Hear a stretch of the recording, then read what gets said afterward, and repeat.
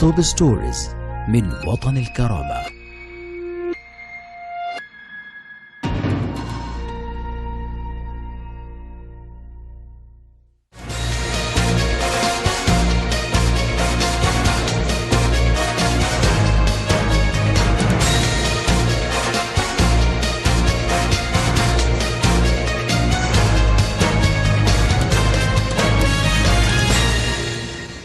Hello, welcome to Watan Al Karama News Channel. It is 9 p.m. our time for top stories, and we start with latest updates from Libya. A security source at the Greek island of Crete today announced that a ship with a large quantity of weapons on board was seized off while it was on its way from a Turkish port to Libya on the island south of Greece. Police said the ship, titled by One Morning, that was carrying a flag of Bolivia and its crew were 7 Syrians and Egyptians, was seized of Yaripitra in the south because it doesn't have legal documents about its cargo. Police said they found a hunting rifle in one of the containers on board, adding that the ship sailed from the Turkish port towards Libya and it was pulled to a port in Crete to investigate the incident. Parliament member Saleh Fahima said that the mechanism of nominating names for government of national consensus has witnessed considerable debate among members to reach a final form upon what they are agreed on.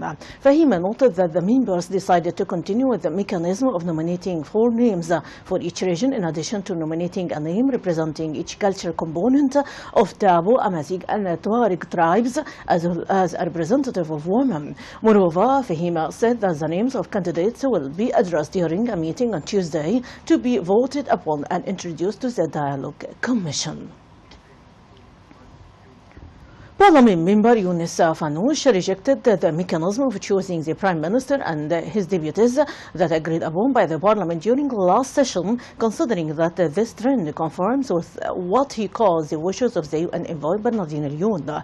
Fanoush stressed in a statement that he left the meeting after the Parliament announced that it will nominate more than 2 people to head the government until the number of candidates reached 12. Fanoush blamed some members of the Dialogue Committee representing the Parliament who encouraged some deputies to find fatwa or compromise, allowing for reconsideration of the resolution, which was voted on the basis of nominating only 2 names to head the government, the matter that he considered as unfortunate and painful. Sources said that Libya Forum, that included a number of representatives of the Libyan parties involved in political dialogue process, will be held in the Tunisian capital in the beginning of this week. The source said that representatives of the outgoing council will attend the forum, which UN mission will organize this week, in addition to deputies who boycotted the parliament, leaders of political parties and national figures representing civil society institutions.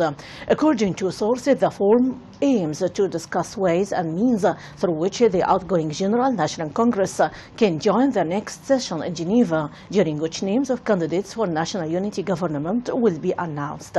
Tunisia has strong relations with the outgoing General National Council, and it always opposes all efforts aimed to lift the arms embargo imposed on the Libyan armed forces, the matter that appeared by supporting Qatar during presentation of the Egyptian project before the Security Council several months ago.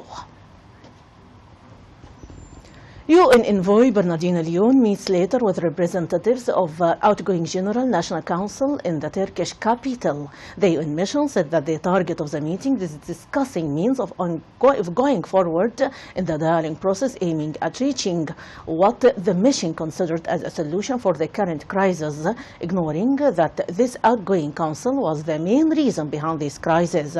The mission noted that the meeting will be held before the beginning of dialogue session scheduled to be held in Geneva next Thursday, when negotiators are due to discuss forming the coming government of national reconciliation. Turkey is one of the countries that supports the outgoing General Congress, and it provides its militias with weapons. The interim government condemned the terrorist bombing of the area around Melita Oil and Gas Company in Dhahra district in the capital Tripoli. The government said in a statement that bombing, which left serious damage in buildings and sparked panic among the citizens, is regarded as a criminal act aiming at terrorizing the population and is part of destruction policy adopted by terrorist gangs. The government called on the international community to seriously consider the suffering of Tripoli residents by arrogance of terrorists who exercise various economic and living pressures as well as car bombs.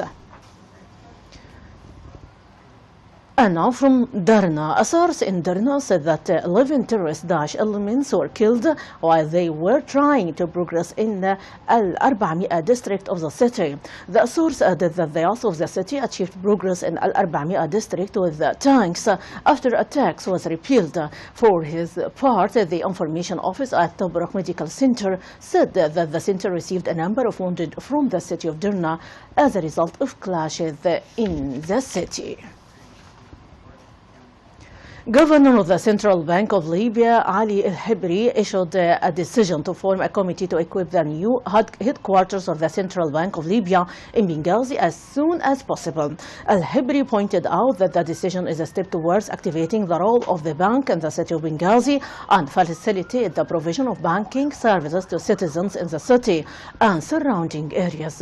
He added that the administration seeks to achieve equitable distribution of institutions in the modern state of Libya, in addition to contributing to a real redevelopment of Benghazi, an area affected by the war on terror.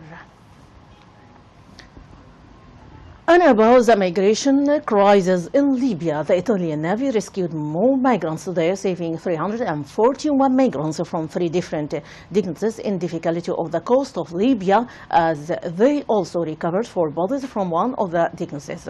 The International Organization for Migration, IOM, said today that more than 350,000 migrants and refugees have crossed the Mediterranean in search of a better life this year, and some 2,634 people have died on the way to Europe.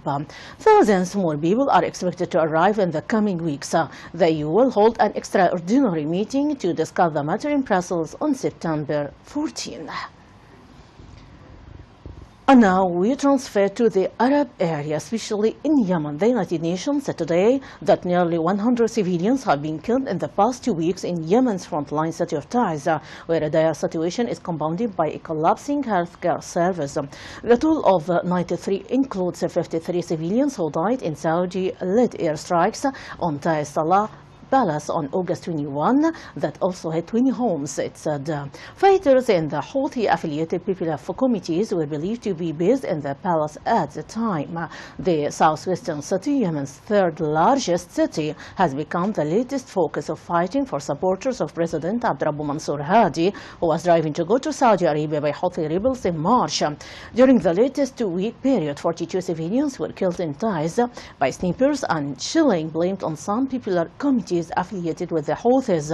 The WHO has sent life-saving medicines to Taiz, including surgical kits to cover the needs of 6,000 wounded. WHO spokesman Christian Lindmer said today.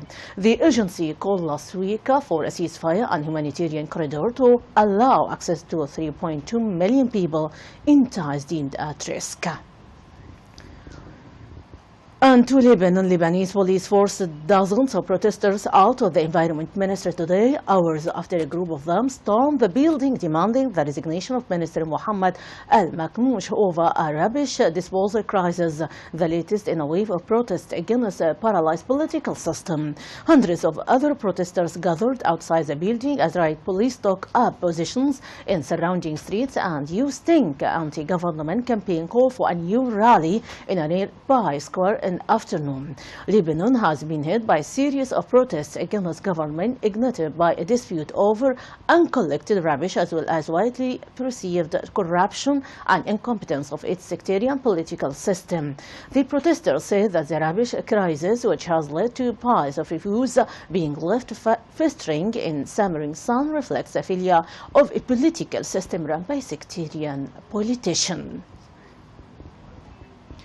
A suicide bomber killed at least 4 people and wounded dozens today in northwest Pakistan, where security forces are battling militants of Daesh, officials said. Each of 2 allied militant groups, the Pakistani Taliban and Lashkar-e-Islam, claim responsibility for the attack in Khyber region near the Afghan border, where the military has been battling them since last October. The attack targeted a paramilitary vehicles outside a government compound in Jamrud area of the region.